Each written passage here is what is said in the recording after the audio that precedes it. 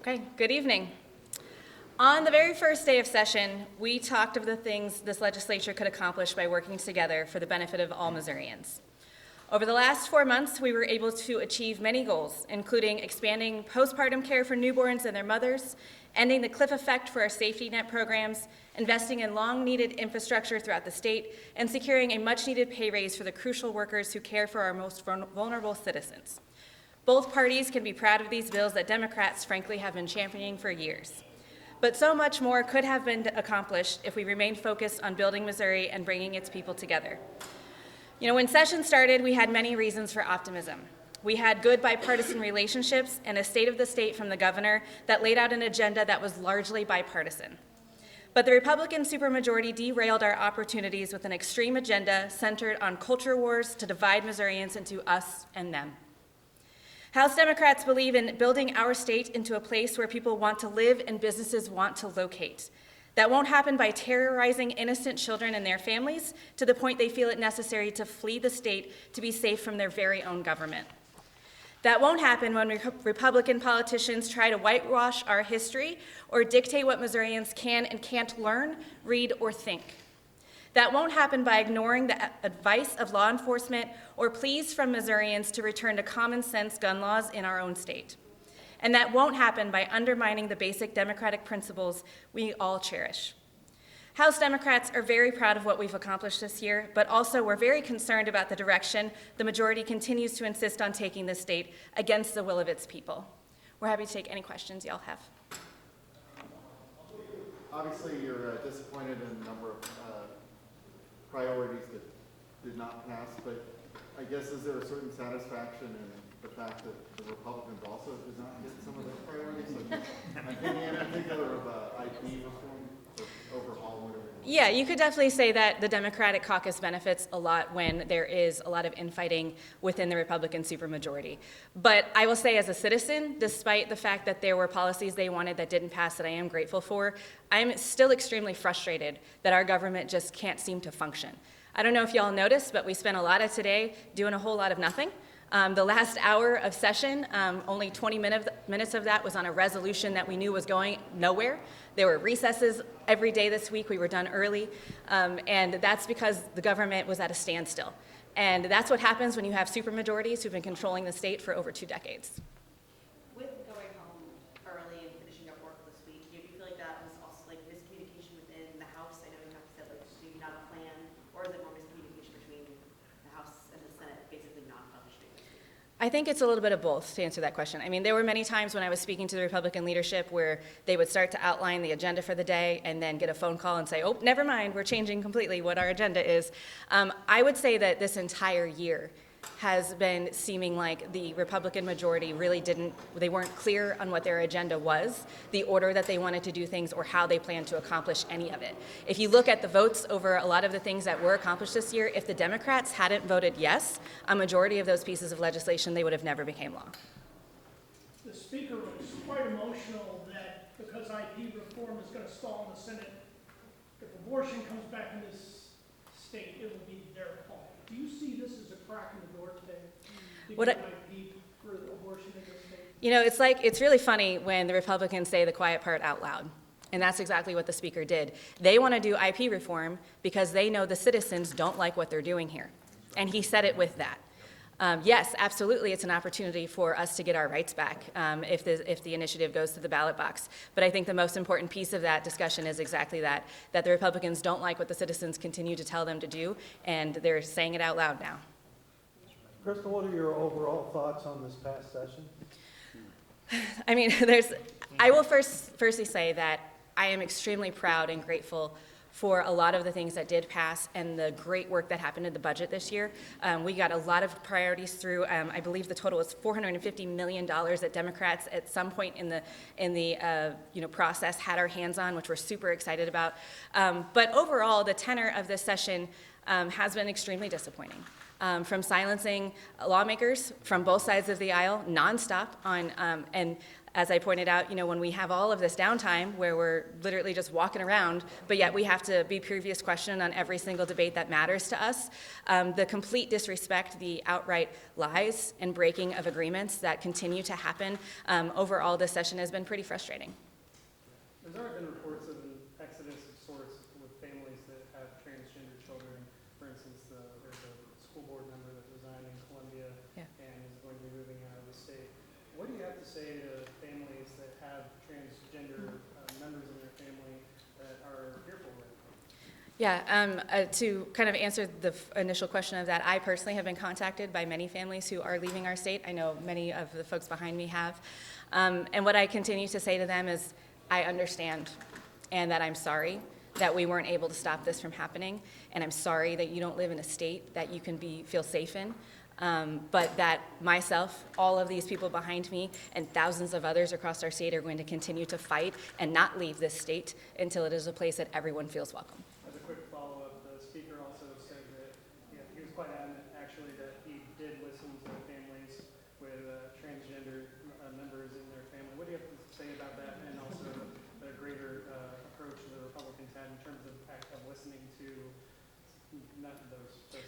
Well, my first response to that would be, I recall watching him actually run away from someone who was in the hallway, who is a father of a trans child, who has been up here to testify, a rabbi at that, who's been up here many times over the years, who we all know very well, had a scheduled meeting with him, and the speaker did not show up and then literally ran from him in the hallway. So is he actually listening to these people? I'm going to say no, based on the communication that I've had with them. With legislative priorities, for Republican, priorities, IP reform, foreign ownership of foreign land, it seems like kind of the biggest one that passed, if the only one that passed, was these bills on kids and athletes. How does that feel? That's the one thing that they were able to do. Yeah, I think that's a great question, and continues to go back to the extremes that the Republican supermajority is trying to govern our state within. We had, as I've said many times, we had such an opportunity this year, as with the governor coming and asking us for things, with the business communities, with families and workers coming and asking for us to work together to really dig in and reinvest in our state, especially in a post-COVID time. And to your point, we had a lot of priorities that could have gotten done. Child care tax credit is a great example where folks we have a child care crisis in our state and everyone is begging for help. And instead of addressing that, they focus on terrorizing trans families. It's extremely frustrating that instead of a bipartisanly drafted bill around banning foreign ownership of farmland, something that we've been screaming about since they changed the law in the first place, that finally the Republicans and business leaders are saying, yes, we need to do something about this, that they didn't address any of that.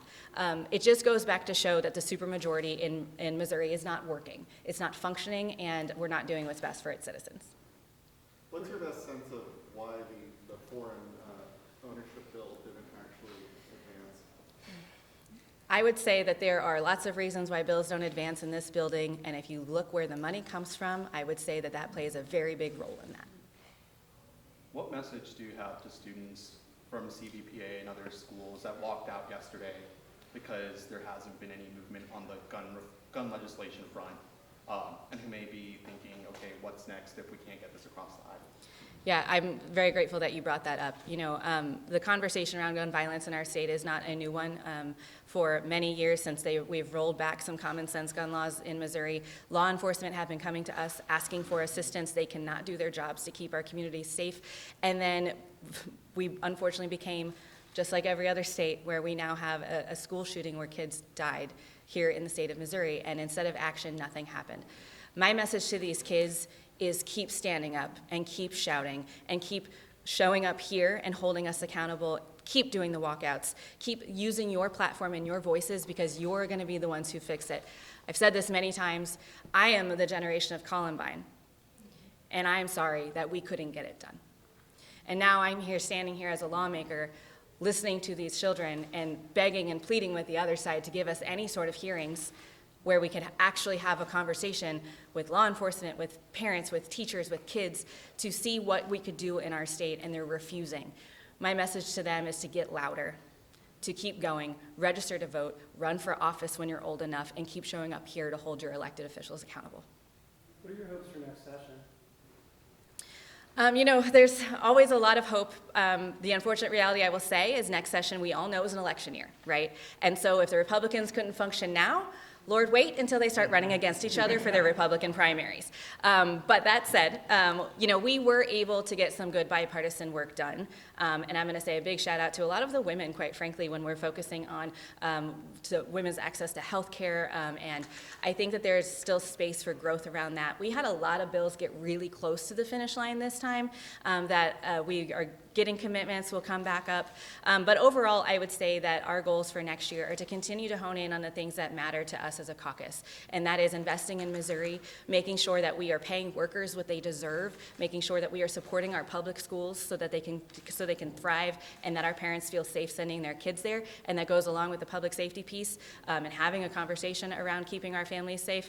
But I want to also say that proactively, we're going to continue to fight for getting access back to women's health care and providing some clarity around those bills. That's a big thing that I was hoping we'd be able to do this year. While we know we're not going to overdo the Republicans' ban on abortion, we could maybe give our doctors and healthcare providers some sort of clarity so they're not terrified to go to prison for helping someone. So those are going to be some of the things that we're going to focus on. Speaking on that, the maternal care bill, I've asked some of your colleagues, but the question is, you got it done this year, the maternal care for a year. This is the first session post-ops.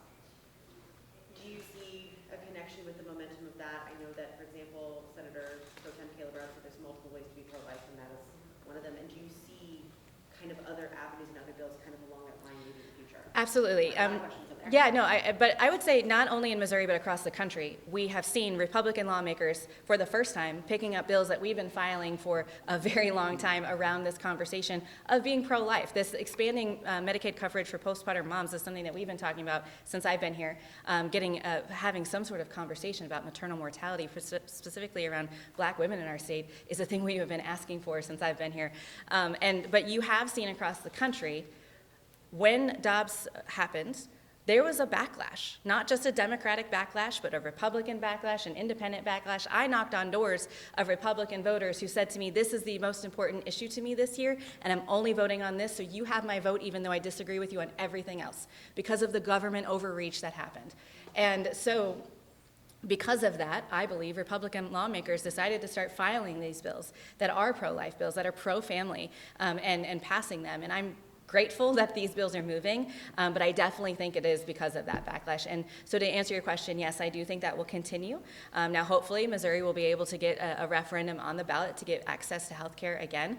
But yeah, I do think that we're going to continue to see that push because the citizens want us to. The citizens are frustrated, and they're saying, if I'm going to be forced to have a child in this when I may not want to, I'm going to need support, and people are recognizing that.